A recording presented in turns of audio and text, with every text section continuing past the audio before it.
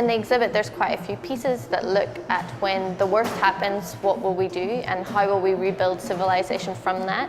So for example, two pieces in the show that talk about this are the Blue Forest and the Marker Project. Ideas of how we can warn future generations that the area is dangerous, that we have radioactive waste buried. And so when languages have changed, the way that we read signs have changed, how do we communicate that to future generations? The piece is called The End of History, and it looks at future economic crisis. There are three narratives, a triptych that starts at the back of 2008 financial meltdown.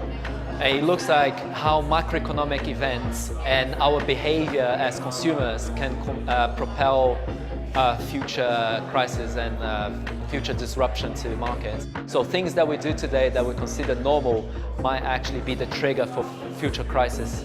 Looking at, for example, how we use services such as Uber or Airbnb, how these have a knock-on effect.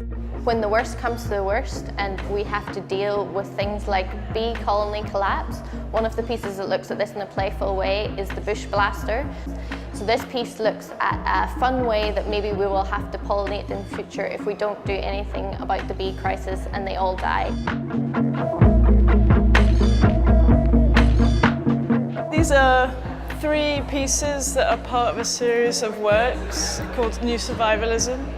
And this one on my right is called The Object Guardian. And actually each piece is dedicated to a fictional protagonist. And we were exploring the ideas around alternative survival kits. But The Object Guardian is very much about this fictional character who works for the British Museum. And she's very much inspired by a history of the world in 100 objects. And she makes a ball of miniatures representing each of those objects in that book. How does an individual or a group of people's own social or cultural or philosophical needs play out into a survival kit?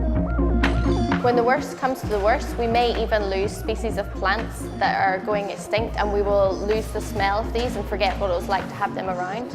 So a piece in the show by Catherine Sarah Young looks at the smells of the Amazon rainforest.